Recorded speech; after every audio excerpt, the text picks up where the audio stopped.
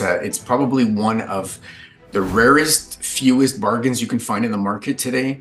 Silver is still about 50% below its nominal all-time high, around $50, which it twice reached back in 1980 and then again in 2011.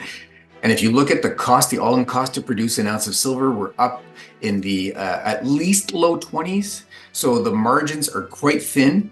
And I mean, it actually, in my view, it would really be hard to find a better bargain right now.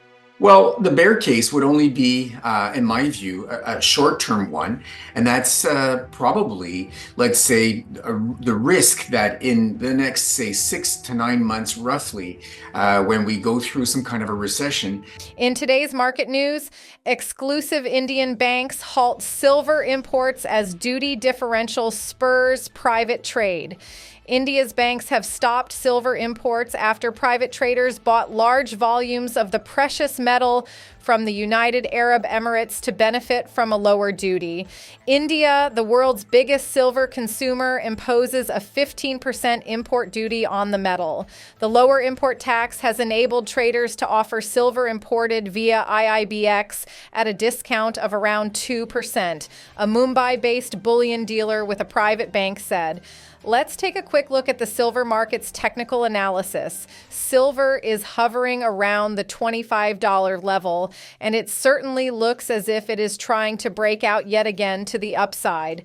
It does make a certain amount of sense because everybody's banking on the Federal Reserve coming out and saving everybody with loose monetary policy, because that, of course, helps precious metals, and it does make for a compelling trade. Now, we'll show you the best clips of the interview, but first, hit the like button, smash the subscribe button, and check our pinned comment for some massive sign-up bonuses. Enjoy the video. Two aspects to that. One, we know that silver always lags gold, and I think that's more the investment demand side to silver.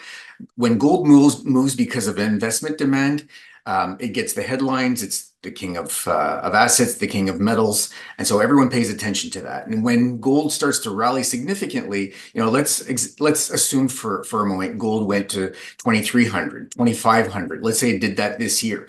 That would generate a lot of excitement. People would be sort of flocking to gold. We'd start to see, the gold price appearing on CNBC on a daily basis, and then people would be start paying attention to gold, look at it and say, obviously, there's a bit of FOMO involved, and they'd want to get a piece of the action. And especially if stocks are, let's say, suffering at the same time, they're looking for a market that's doing well. They're going to look at gold and they're going to say, wow, an ounce is setting me back 2,500 bucks. What else can I get? And silver, if silver was even $30 or $35 at that point in time, that's a massive bargain compared to gold. And we even know, with the gold silver ratio, that would still be a huge bargain. I think that you'd have considerable interest sort of bleeding into the silver market. And I think that's why you get silver catch up and then eventually outpace gold in bull markets, the investment demand side of it. Then we've got the whole sort of industrial demand side. And I don't know if you want to go there, but, we've talked about multiple times about why is the silver price sort of trading in a consolidated range for the last 3 years if the outlook is so bullish, right? We're facing structural deficits in the silver market. 1.2 billion ounces of demand a year, 1 billion ounces of supply a year. So where is the silver coming from? And how come the price has been, is looking like it's capped? Well, I think through research, I've more or less found the answer to that. When you see the ratio, to be sort of a bit more cautious and conservative about it, when you see the ratio fall back from above to below 80, and you see it consistently move down from 80 and downwards, normally what you're getting is you're getting silver catching up. Obviously, it's catching up to gold on a relative basis, but you're getting both metals doing well. So when the ratio falls, most of the time it's actually, and below 80, most of the time both metals are doing well, but silver is just doing better. It's actually rising faster than gold. So that's what I would look for the ratio to fall back below 80 and to keep falling from that level. that's when you want to get more aggressive on silver. Gold has garnered a lot of attention in the last few weeks with its record-setting run. Since the end of February, gold is up nearly 7% and set an all-time record of $2,195 an ounce along the way. I've been arguing that silver is drastically underpriced given the supply and demand dynamics for quite a while. With gold setting up for an extended rally, silver could be poised for a record-setting launch of its own, and it just might steal gold's spotlight. Anticipation of Federal Reserve rate cuts and worries about de-dollarization sparked the gold's recent bull rally. I've argued that this is just the opening act. The U.S. government isn't going to suddenly become fiscally responsible or more reserved in using the power of the dollar as a foreign policy tool, so de-dollarization will likely continue and accelerate. When the economy cracks, we all know what the Fed will do. It will run to the rescue. It will slash rates to zero. It will relaunch quantitative easing. It will unleash another tsunami of easy money.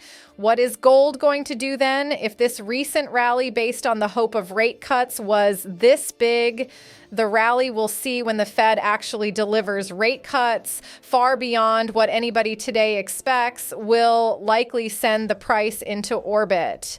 Now we'll show you more clips, but first like and subscribe to the channel. Enjoy the video. Gold's been extremely resilient.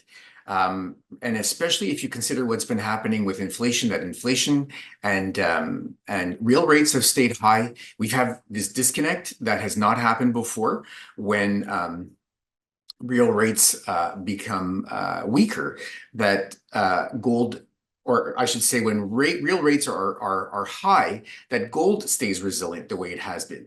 So that's a disconnect that has not typically happened before. And I think that has been triggered by the US weaponizing the dollar, making, freezing Russian assets.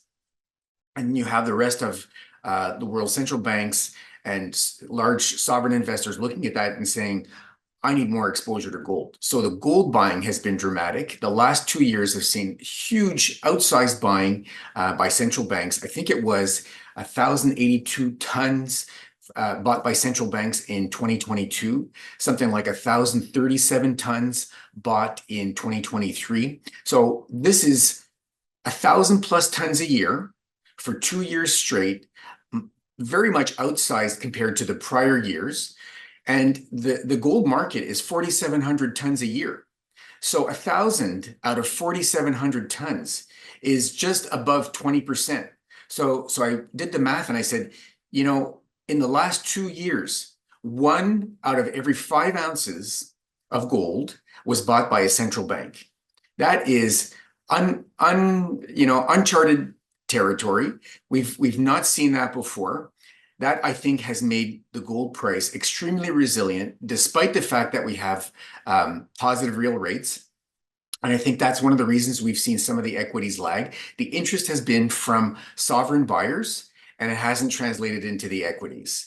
Now, if you look at what's happened with silver, if we could switch gears for a moment, silver has been quite resilient. I put together a chart that I thought was really interesting, where I looked at what happened when the Fed started raising rates in early 2022 and what happened to the silver price. Well, interestingly enough, silver was already up. It was right around $23 or so. And then it started to back off right around when the Fed started to raise rates, but it stayed in a range. It's been sideways in the range since early 2022, between about, say, $23 and $20 and $25. Considering this was the most aggressive rate hiking cycle in something like 50 years, silver has actually been pretty resilient. And then if you look at why has the silver price not rallied more strongly in the last few years? Well, again, I've done some research and I've looked at if we have structural deficits in the silver market, and this is a question has just been coming back over and over for the last couple of years.